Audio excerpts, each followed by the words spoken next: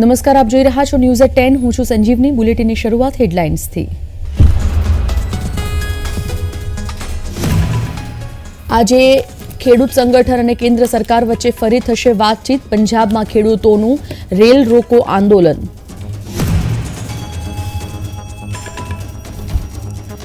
આજે રાજ્યસભાની ચૂંટણીમાં ઉમેદવારી નોંધાવવાનો અંતિમ દિવસ. વિજય મુહૂર્તમાં બીજેપીના ચારેય ઉમેદવારો ભરશે નામાંકન.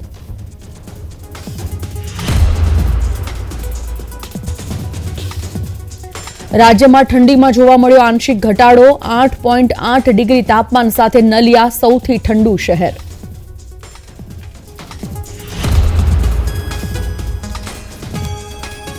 આજથી રાજકોટમાં રમાશે ભારત ઇંગ્લેન્ડ વચ્ચે ત્રીજી ટેસ્ટ મેચ. ભારતનો ટોસ જીતીને પ્રથમ બેટિંગ કરવાનો નિર્ણય.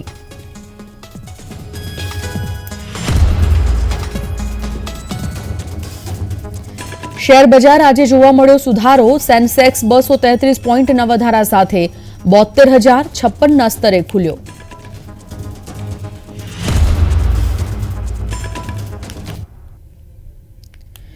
વિગતવાર સમાચાર. સૌથી પહેલા વાત ખેડૂતોની સાથે 8 અને 12 ફેબ્રુઆરીની 2 બેઠકના પરિણામો બાદ આજે ચંદીગઢમાં ત્રીજી બેઠક યોજાવા જઈ રહી છે. આ માટે ખેડૂત નેતાઓને આમંત્રિત કરાયા છે. ખેડૂત નેતાઓએ કહ્યું કે બેઠક થશે ત્યાં સુધી દિલ્હી તરફ વધવાનો પ્રયાસ નહીં કરે. 3 કેન્દ્રીય મંત્રીઓ તેમની માંગણીઓને લઈને આજે ચંદીગઢમાં ખેડૂત નેતાઓ સાથે બેઠક કરશે. ખેડૂત નેતા સરવનસિંહ પંઢેરે કહ્યું કે સાંજે 5 કલાકે કેન્દ્રીય મંત્રી અર્જુન મુંડા, પિયુષ ગોયલ અને નિત્યાનંદ રાય સાથે બેઠક થવાની છે. પાક માટે લઘુત્તમ ટેકાના ભાવની કાયદેસર ગેરંટી સહિતની તેમની માંગણીઓ અંગે ખેડૂત નેતાઓ અને કેન્દ્ર વચ્ચે બેઠકનો આ ત્રીજો રાઉન્ડ હશે.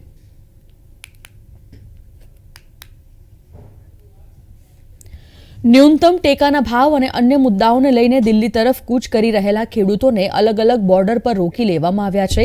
ત્યારે આજે ગુરુવારને 15મી ફેબ્રુઆરીના રોજ ખેડૂત નેતાઓ અને કેન્દ્ર સરકાર વચ્ચે વાતચીત થશે. કિસાન મજદૂર મોરચાના સંયોજક સરવનસિંહ પંઢેરે પીએમ મોદીને અપીલ કરી છે કે તેઓ પોતે અમારી સાથે વાત કરે. જો તેઓ પોતે વાત કરશે તો અમારી આ બધી જ સમસ્યાઓનો અંત આવી જશે. આજે અમારી વાત કેન્દ્ર સરકાર સાથે થશે.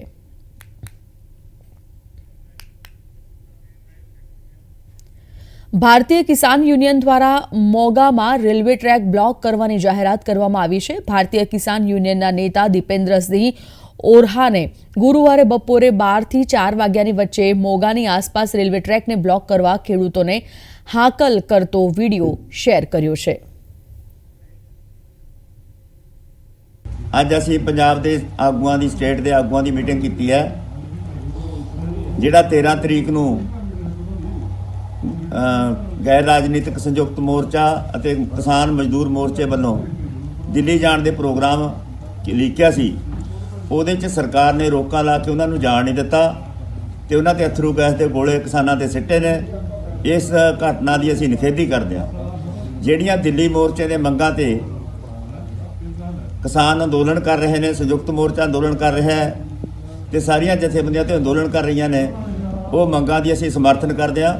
ਉਹਦੇ ਵਿੱਚ ਵਿਸ਼ਵ ਭਾਰਤ ਸੰਸਥਾ ਦੇ ਭਾਰਤ ਬਾਹਰ ਆਵੇ, ਕਿਸਾਨਾਂ ਦਾ ਸਾਰਾ ਕਰਜ਼ਾ ਖਤਮ ਕਰੇ, ਲੇਖਮਪੁਰ ਖੀਰੀ ਦੇ ਦੋਸ਼ੀਆਂ ਨੂੰ ਸਜ਼ਾਵਾਂ ਦਿਵਾਉਣ ਦੀ ਮੰਗ ਤੇ ਐਮਐਸਪੀ ਦਾ ਗਰੰਟੀ ਕਾਨੂੰਨ ਬਣਾਉਣ ਦੀ ਮੰਗ, ਸ਼ਹੀਦ ਹੋਏ ਜਿਹੜੇ ਕਿਸਾਨ ਨੇ ਮੋਰਚੇ ਦੇ ਵਿੱਚ ਉਹਨਾਂ ਨੂੰ ਕੰਪੋਸੇਸ਼ਨ ਦੇਣ ਦੀ ਜਿਹੜੀ ਗੱਲ ਹੈ ਤੇ ਸਵਾਮੀਨਾਥਨ ਦੀਆਂ ਰਿਪੋਰਟਾਂ ਲਾਗੂ ਕਰਕੇ ਕਿਸਾਨੀ ਧੰਦੇ ਨੂੰ ਮੁਨਾਫੇ ਬਣਾਉਣ ਦੀ ਗੱਲ, ਇਹ ਮੰਗਾਂ ਕਿਸਾਨ ਮੋਰਚੇ ਦੀਆਂ ਮੰਗਾਂ ਨੇ. ਇਹਦੇ ਰੋਸ ਵਿੱਚ ਕਿ ਸਰਕਾਰ ਨੇ ਇਹਨਾਂ ਜਾਇਜ਼ ਮੰਗਾਂ ਤੇ ਲੜਦਿਆਂ ਦੇ ਅਥਰੂ ਗੈਸ ਦੇ ਗੋਲੇ ਸਿੱਟੇ ਨੇ ਤੇ ਰੋਕਾਂ ਲਾ ਕੇ ਰੋਕਿਆ. ਇਹਦੇ ਰੋਸ ਵਜੋਂ ਅਸੀਂ 15 ਤਰੀਕ ਨੂੰ ਕੱਲ੍ਹ ਨੂੰ ਯਾਨੀ 12 ਤੋਂ 4 ਵਜੇ ਤੱਕ ਰੇਲਾਂ ਰੋਕਣ ਦਾ ਪ੍ਰੋਗਰਾਮ ਬਣਾਇਆ ਤੇ ਸਾਰੇ ਕਿਸਾਨ ਭਰਾਵਾਂ ਨੂੰ ਉਹਦੇ ਵਿੱਚ ਸ਼ਾਮਲ ਹੋਣ ਦੀ ਬੇਨਤੀ ਕਰਦਾ. કેન્દ્ર સરકાર દ્વારા વર્ષ 2016માં પ્રધાનમંત્રી વીમા ફસલ યોજના શરૂ કરવામાં આવી હતી. છેલ્લા 4 વર્ષમાં ખેડૂતોને પૂરતી વીમાની રકમ મળી નથી. વીમા કંપની અને સરકાર વચ્ચે સાંઠગાંઠ છે. રાજ્ય સરકાર, કેન્દ્ર સરકાર અને ખેડૂતોએ વીમા કંપનીને વર્ષ 2019-20નું અંદાજિત ₹3,500 કરોડ પ્રીમિયમ ચૂકવ્યું છે. કેન્દ્ર સરકાર અને ખેડૂતોએ પોતાના હિસ્સાનું પ્રીમિયમ કંપનીમાં જમા કરાવી દીધું છે, જ્યારે રાજ્ય સરકારે પોતાના હિસ્સાના ₹831 કરોડ ચૂકવ્યા નથી. ગોપનીયતા હું સમજાતું નથી. વીમામાં ક્યાંય ગોપનીયતા હોય જ નહીં, છતાં પણ ગોપનીયતાના બાના હેઠળ આ સરકાર છે એ ક્યાંક ક્યાંક વીમા કંપનીને છાવરી રહી છે. વિશેષ તમને મેં અહીંયા ભાઈ પ્રશ્નોત્તરીમાં મારો પ્રશ્ન લીધો તો મને લેખિત જવાબ એવો આવ્યો કે 19-20નું જે વીમા કંપનીને કુલ પ્રીમિયમ ભરાણું એમાં કેન્દ્ર સરકાર, રાજ્ય સરકાર અને ખેડૂત. સરકારે ખેડૂતો માટે પાક વીમા યોજના જાહેર કરી હતી. વર્ષ 2016થી લઈ 2020 સુધી 4 વર્ષમાં ખેડૂતોએ અંદાજિત 60% જેટલું પ્રીમિયમ ભર્યું હોવા છતાં ખેડૂતોને વીમો મળ્યો નથી. ખેડૂતોને પાક કાપણી પત્રકો પણ નથી માપ્યા. આરટીઆઈ અરજીની માહિતી પણ ખેડૂતોને આપવામાં નથી આવી.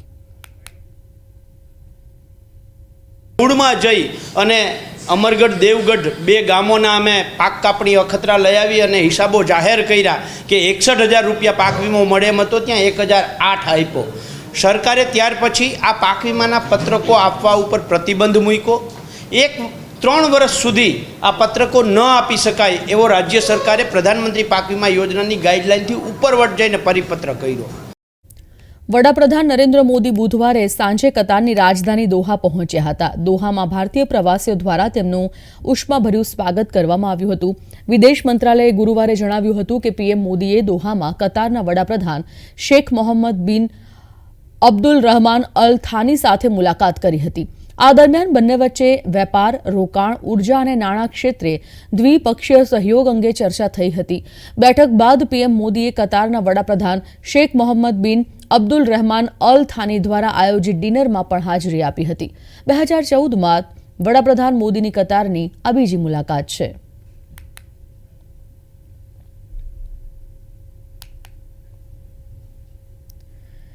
પીએમ નરેન્દ્ર મોદી બુધવારે સાંજે કતાર પહોંચ્યા પછી ભારતીય ડાયસ્પોરા તરફથી દોહામાં ઉષ્માભર્યું સ્વાગત કરવામાં આવ્યું હતું.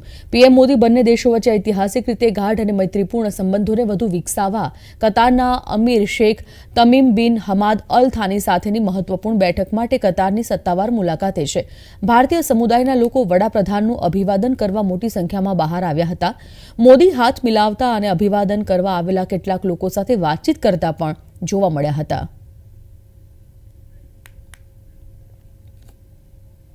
આગળ વાત રાજ્યસભાની ચૂંટણી યોજાવાની છે ત્યારે આજે ભાજપના 4 ઉમેદવારો ગોવિંદ ધોળકિયા, જેપી નડ્ડા, મયંક નાયક અને ડોક્ટર જસવંતસિંહ પરમાર ગાંધીનગર ખાતે પોતાની ઉમેદવારી નોંધાવશે.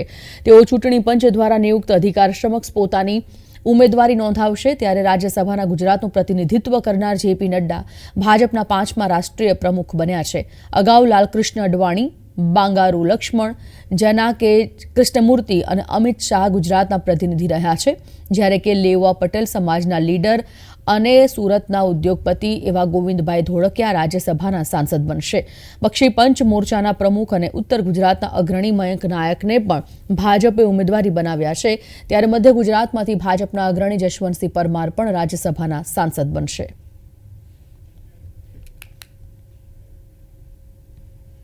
ભાજપના રાષ્ટ્રીય અધ્યક્ષ જેપી નડ્ડા આજે ગુજરાત આવી રહ્યા છે. ત્યારે તેમની ઉપસ્થિતિમાં રાજ્યસભા ચૂંટણીને લઈને 4 ઉમેદવારોના વિજય મુહૂર્તમાં ફોર્મ ભરશે. સવારે જેપી નડ્ડા અમદાવાદ એરપોર્ટ પર ઉતરાણ કરશે. ભારતીય જનતા પાર્ટી સંગઠન તથા ધારાસભ્યો દ્વારા જેપી નડ્ડાનું ભવ્ય સ્વાગત કરવામાં આવશે, જ્યાંથી તેઓ સીધા ગાંધીનગર પહોંચશે. ગાંધીનગર પહોંચ્યા બાદ તેઓ પોતાની ઉમેદવારી નોંધાવશે.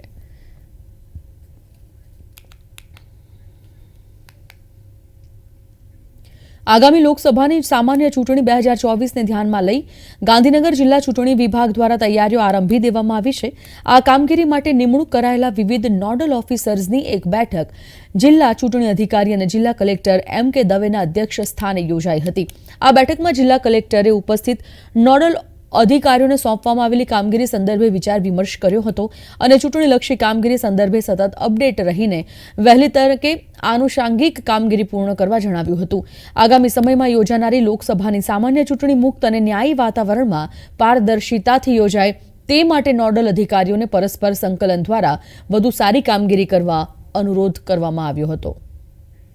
ગુરુવારે શેર બજારમાં ભારે ઉછાળો જોવા મળી રહ્યો હતો. સેન્સેક્સ 233 પોઈન્ટના વધારા સાથે 72,056ના સ્તરે ખુલ્યો હતો. તે જ સમયે નિફ્ટી પણ 66 પોઈન્ટ વધી 21,906ના સ્તરે ખુલ્યો હતો.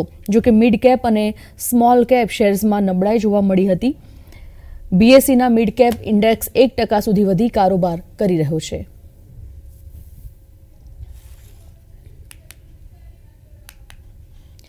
કોંગ્રેસ નેતા રાહુલ ગાંધીની ભારત જોડો ન્યાય યાત્રા ફરી ઔરંગાબાદથી શરૂ થશે. કોંગ્રેસ નેતા રાહુલ ગાંધીની ભારત જોડો ન્યાય યાત્રા ગુરુવારે બિહારના ઔરંગાબાદથી ફરી શરૂ થશે. ઝારખંડમાં યાત્રાનો બીજો તબક્કો રદ થયા બાદ આ નિર્ણય લેવામાં આવ્યો છે. ઝારખંડની મુલાકાતનો બીજો તબક્કો રદ કરવો પડ્યો હતો કારણ કે રાહુલ ગાંધી બુધવારે જયપુર ગયા હતા, જ્યાં તેમની માતા અને પક્ષના વરિષ્ઠ નેતા સોનિયા ગાંધીએ રાજ્યસભાની ચૂંટણી માટે ઉમેદવારી નોંધાવી હતી. ઔરંગાબાદમાં ગુરુવારે બપોરે 2 વાગે એક જાહેર રેલીનું આયોજન કરવામાં આવશે, જેને કોંગ્રેસ અધ્યક્ષ મલ્લિકાર્જુન ખડગે રાહુલ ગાંધી સંબોધિત કરશે.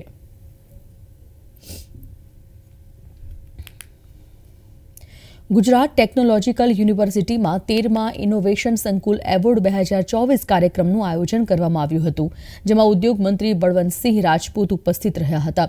આ કાર્યક્રમમાં મંત્રી બળવંતસિંહ રાજપૂતના હસ્તે વ્યક્તિગત ટીમ અને સંસ્થાકીય સ્તરે સ્ટાર્ટઅપ ઇનોવેશન ક્ષેત્રે ઉત્કૃષ્ટ કામગીરી કરનાર મહાનુભાવોને વિવિધ શ્રેણીમાં 27 પુરસ્કાર પ્રદાન કરાયા હતા. આ સાથે જ તેમણે વિદ્યાર્થીઓ દ્વારા શરૂ કરાયેલ સ્ટાર્ટઅપ અને ઇનોવેશન સ્ટોલની મુલાકાત લીધી હતી અને માહિતી મેળવી હતી.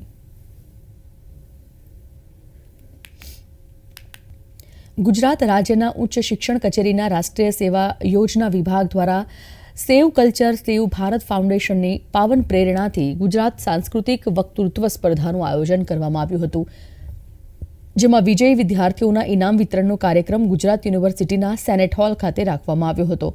આ કાર્યક્રમમાં મુખ્યમંત્રી ભૂપેન્દ્ર પટેલ અને શિક્ષણ મંત્રી પ્રફુલ્લ પાનસેરિયા પણ હાજર રહ્યા હતા અને તમામ વિજેતાઓનું ઇનામ વિતરણ કરવામાં આવ્યું હતું. ગુજરાત સાંસ્કૃતિક વક્તૃત્વ સ્પર્ધાનું આયોજન રાજ્યની 603થી વધુ કોલેજો સંસ્થાઓમાં કરવામાં આવ્યું હતું, જેમાં 5400થી વધારે વિદ્યાર્થીઓએ ગુજરાત સાંસ્કૃતિક વક્તૃત્વ સ્પર્ધામાં વક્તા તરીકે ભાગ લીધો હતો. નિર્માણ એ ભારતીય મૂળ શિક્ષણની પદ્ધતિ છે અને આજે આ દિશામાં આ શરૂઆત છે અને આનું ખૂબ આવનારા સમયમાં લોકોને જરૂર પડવાની છે અને યુવાનો પણ એમાં હોંશે જોઈન્ટ થશે. વડોદરા શહેરમાં હરણી તળાવ દુર્ઘટના બાદ પણ તંત્ર ઘોર નિંદ્રામાં છે. ભાભર તાલુકામાં કપૂરપુર ગામમાં 40થી વધુ વિદ્યાર્થીઓને ટેમ્પામાં બેસાડીને બનાસ ડેરીની મુલાકાતે લઈ જવામાં આવ્યા છે. વિદ્યાર્થીઓને જોખમી સવારી છતાં તંત્ર દ્વારા કોઈ પગલાં ભરવામાં ન આવ્યા હોવાનો કોંગી ધારાસભ્ય ગેનીબેન ઠાકોરે આક્ષેપ કર્યો છે. બનાસ ડેરી જોવા માટે જે વિદ્યાર્થીઓ જતા હતા અને એમાં એક ટેમ્પાની અંદર 40થી 45 વિદ્યાર્થીઓ નહીં ડીઓ કચેરીની કોઈ મંજૂરી અને કોના કહેવાથી ત્યાં ડેરીમાં લઈને જતા હતા અને કદાચ આવી કોઈ ઘટના ભૂતકાળમાં આપણે જોયું કે વડોદરાની ઘટના હોય, બીજી અનેક ઘટનાઓ હોય, તો આવી ઘટનાઓ બને ત્યારે જવાબદાર કોણ? એટલે જે સંસ્થાઓ હોય કે પ્રાઇમરી સ્કૂલ હોય કે જે કાંઈ એના ઓથોરાઇઝ અધિકારીઓ હોય એ આવા શિક્ષકો પાછળ પગલાં લઈ અને યોગ્ય કાર્યવાહી કરીને વડોદરા જેવી ઘટનાઓ ન બને એના માટે કરીને જે વિભાગે અને જે કાંઈ એના વહીવટ કરતા હોય આગળ આવી અને કાર્યવાહી કરવી જોઈએ. એક ભારત શ્રેષ્ઠ ભારતની થીમ પર વસંતોત્સવની ઉજવણી ગાંધીનગર ખાતે થઈ રહી છે. રમતગમત, યુવા અને સાંસ્કૃતિક પ્રવૃત્તિ, ગુજરાત સરકાર, કમિશનર યુવક સેવા અને સાંસ્કૃતિક પ્રવૃત્તિઓ અને પશ્ચિમ કલા કેન્દ્ર ઉદયપુરના સંયુક્ત ઉપક્રમે ગાંધીનગર ખાતે કરવામાં આવી રહી છે. વસંતોત્સવનો શુભારંભ સાંસ્કૃતિક પ્રવૃત્તિઓના મંત્રી મુળુભાઈ બેરાના હસ્તે કરાયો હતો. ગાંધીનગર ખાતે 23મી ફેબ્રુઆરી સુધી વસંતોત્સવ યોજાશે. સાંસ્કૃતિક કુંજ સરિતા ઉદ્યાન પાસે યોજાયેલા આ કાર્યક્રમમાં રાજસ્થાન, પંજાબ, આસામ, ઓરિસ્સા, કર્ણાટક, ઉત્તર પ્રદેશ, કેરળ, મહારાષ્ટ્ર, પશ્ચિમ બંગાળ રાજ્ય દ્વારા અલગ અલગ જાણીતા પ્રાદેશિક નૃત્ય કલાકૃતિ પ્રસ્તુત કરવામાં આવી રહ્યા છે.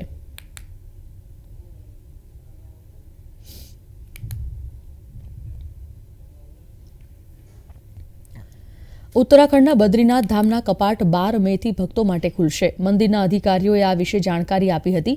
બદ્રીનાથ કેદારનાથ મંદિર સમિતિના અધ્યક્ષ અજેન્દ્ર અજયે કહ્યું કે પરંપરાને ધ્યાનમાં રાખીને નરેન્દ્રનગર પેલેસમાં ધાર્મિક સમારોહ પછી મંદિરના દરવાજા ખોલવાની તારીખ અને સમયની જાહેરાત કરવામાં આવી છે. બદ્રીનાથ ધામ દર વર્ષે શિયાળામાં હિમવર્ષાના કારણે ભક્તો માટે બંધ રહે છે. આ માટે 10,000 ફૂટથી વધુની ઊંચાઈ પર બનેલું છે. ઉલ્લેખનીય છે કે બદ્રીનાથ ધામના કપાટ ખોલવાની તારીખ જાહેર થતાની સાથે જ આ વર્ષની યાત્રાની તૈયારીઓ ટૂંક સમયમાં શરૂ કરવામાં આવશે.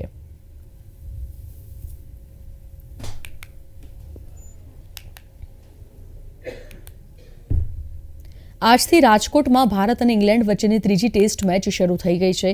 ભારતે ટોસ જીતી બેટિંગ પસંદ કરી. જયસ્વાલ અને રોહિત શર્માએ સંયમ સાથે શરૂઆત કરી હતી. જોકે જયસ્વાલ પીચ પર વધુ ટકે પહેલા જ પેવેલિયન પરત ફર્યો હતો. ભારતીય ટીમમાં સરફરાજ ખાન અને ધ્રુવ જુરેલને ટેસ્ટ કેપ મળી હતી. આ શ્રેણી 1-1 સાથે ટેસ્ટ શ્રેણી બરાબરી પર છે. ત્યારે આ મેચ જીતવા માટે બંને ટીમો એડી ચોટીનું જોર લગાવી રહી છે.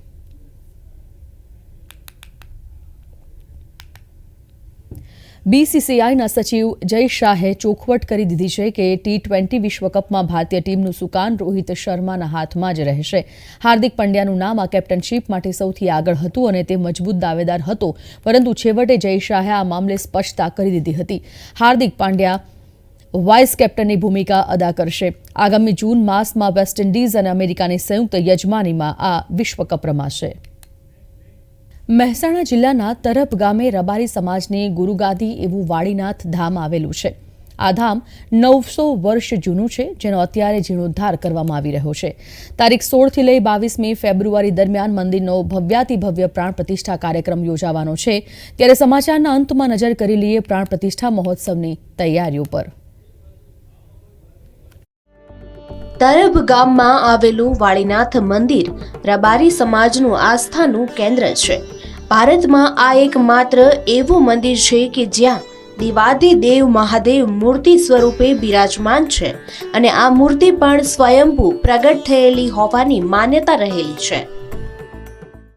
આપણે આ કાર્યક્રમમાં જ્યારે 16/2/2024થી 22/2/2024 આ 7 દિવસનો કાર્યક્રમ જ્યારે વાળીનાથ મંદિરમાં યોજાવા જઈ રહ્યો છે.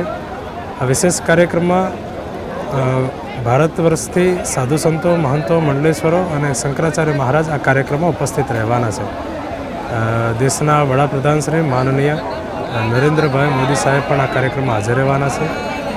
સાથે સાથે ગુજરાત રાજ્યના મુખ્યમંત્રી શ્રી ભૂપેન્દ્રભાઈ પટેલ સાહેબ શ્રી પણ આ કાર્યક્રમમાં હાજર રહેવાના છે અને એમના કાર્યક્રમો દ્વારા જ્યારે આ પ્રતિષ્ઠાનો કાર્યક્રમ યોજાવા જઈ રહ્યો છે, સંતોનો મહંતો જે પવિત્ર આત્માઓ આપણા બધાના આશીર્વાદ માટે અહીંયા વધારી રહ્યા છે. શ્રી વાળીનાથ અખાડા મંદિરથી કોઠારી સ્વામી દશરથગીરી મહારાજ આજે વાત કરીએ તો આ જે જગ્યા જે છે વાળીનાથ ભગવાનની 800 વર્ષ 900 વર્ષ પુરાણી છે અને જે મૂર્તિ રૂપે જે ભગવાન વાળીનાથ છે એ મૂર્તિ રૂપે સ્વયંભૂ જમીનમાંથી પ્રગટ થયેલા છે અને ધૂણી જે જાગ્રત છે એની બાજુમાં રાણનું ઝાડ છે. એ ઝાડ 800 વર્ષથી એનું એ ઝાડ છે. ઋણી આ રીતે ઝાડ આપણા રાણનું અને ધૂણીનો પરચો છે. આ સ્થાનકને રબારી સમાજની ગુરુગાદી માનવામાં આવે છે. પૂજ્ય વિરમગીરી મહારાજે 900 વર્ષ પહેલા આ ધામની સ્થાપના કરી હતી, જેનો જીર્ણોદ્ધાર કરવામાં આવી રહ્યો છે. આ મંદિરનો પ્રાણ પ્રતિષ્ઠા મહોત્સવ તારીખ 16થી 22 ફેબ્રુઆરીના રોજ યોજાવાનો છે, જેનું સમાપન 22 ફેબ્રુઆરીએ વડાપ્રધાન નરેન્દ્ર મોદીના હસ્તે થશે.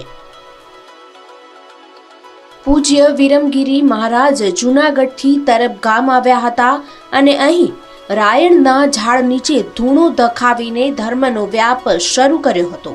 આ ધૂણો અને રાયણનું ઝાડ આજે પણ હયાત છે.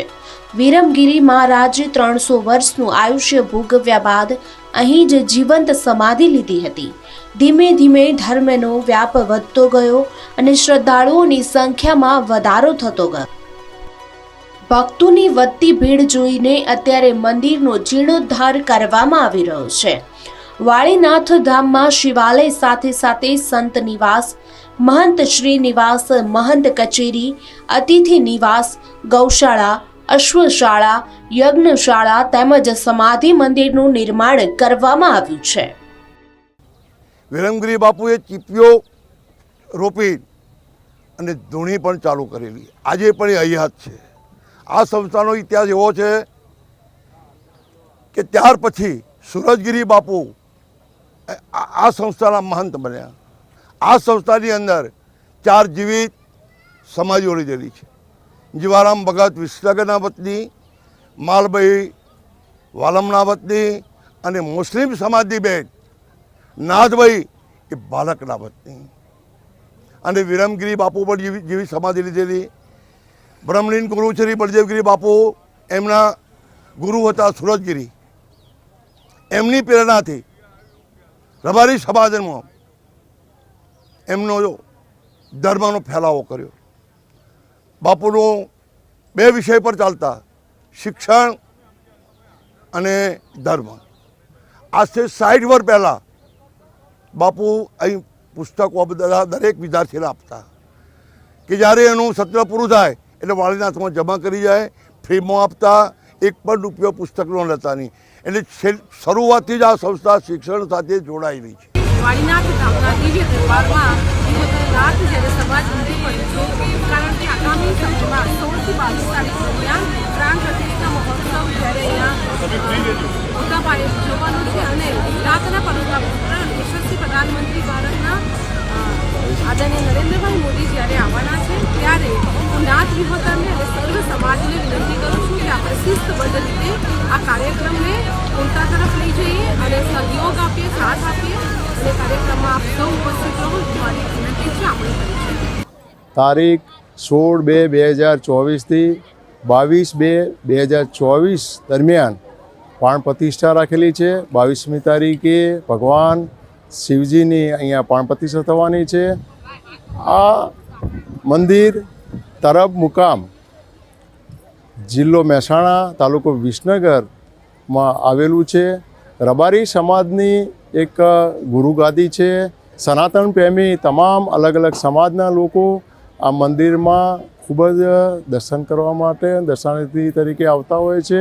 આ દિવસે આપણા દેશના યશસ્વી વડાપ્રધાન નરેન્દ્રભાઈ મોદી સાહેબ પણ અહીંયા ઉપસ્થિત રહેવાના છે. રાજ્યના મુખ્યમંત્રી ભૂપેન્દ્રભાઈ પટેલ તથા એમના સરકારના અલગ અલગ મંત્રીશ્રીઓ પણ અહીંયા ઉપસ્થિત રહેવાના છે. કાઠિયાવાડના કાઠી જ્ઞાતિના એક ભક્તે વિરમગીરી બાપુને રેમી ઉલાદની ઉત્તમ ઘોડી તેમજ અન્ય એક ભક્તને કાંકરેજી ઉલાદની લાટચી નામે ગાય ભેટ આપી હતી, જેનો વંશવેલો આજે પણ જગ્યામાં હયાત છે. સાથે જ અહીં 900 વર્ષથી સતત અન્ન ક્ષેત્ર ચાલી રહ્યું છે. આ જ પરિસરમાં શાળા પણ બનાવવામાં આવેલી છે, જેમાં આશરે 200થી વધુ બાળકો શિક્ષણ મેળવી રહ્યા છે. નવું મંદિર નાગર શૈલીમાં બનાવવામાં આવ્યું છે. મશહૂર સ્થાપત્યકાર સોમપુરા અને રાજસ્થાન તેમજ ઓરિસ્સાના ઉત્તમ શિલ્પકારોની નજર હેઠળ નિર્માણ પામી રહ્યું છે. વાળીનાથ ભગવાન કી જય, બળદેવગીરીજી મહારાજ કી જય. મારું નામ સ્વામી સાગરગીરી ગુરુ શ્રી ગોવિંદગીરીજી મહારાજ, વાળીનાથ અખાડા તરફ, તાલુકો વિસનગર, જિલ્લો મહેસાણાથી. આ ભાઈ એક મોટો અખાડો આવેલો છે. રબારી સમાજનો ગુરુદ્વારાની આસ્થા માનવામાં આવે છે. આજે હજારો પબ્લિક, લાખોની પબ્લિક અહીંયા ભોજન પ્રસાદ રૂપે આરોગી રહી છે અને અમને પણ એવો વિશ્વાસ છે ભગવાન વાળીનાથની કૃપાથી કે રોજ રોજ પબ્લિક વધારો થવા જવાનો છે. પ્રસાદ રૂપે બધા અહીંયા આવે છે. રબારી સમાજ એક આસ્થા માને છે. આ સમારોહમાં પીએમ મોદી, ઉત્તર પ્રદેશના સીએમ યોગી આદિત્યનાથ, મુખ્યમંત્રી ભૂપેન્દ્ર પટેલ સહિત દિગ્ગજો હાજર રહેવાના છે. સાથે જ સમગ્ર દેશમાંથી સાધુ સંતો, મહંતો, શંકરાચાર્ય મહારાજની ઉપસ્થિતિમાં પ્રાણ પ્રતિષ્ઠા સમારોહ યોજાશે. 7 દિવસના સમારોહમાં આશરે 15 લાખથી વધુ લોકો આવવાની આશા મંદિર આગેવાનો દ્વારા વ્યક્ત કરવામાં આવી છે. હાલમાં પણ આશરે 15થી 20,000 લોકો આવી રહ્યા છે અને વાળીનાથ મહાદેવના દર્શન કરી ધન્યતા અનુભવી રહ્યા છે. હેતલ દેસાઈ સાથે કેમેરામેન રોહિત ક્ષત્રિય, પ્રવેગ ટીવી.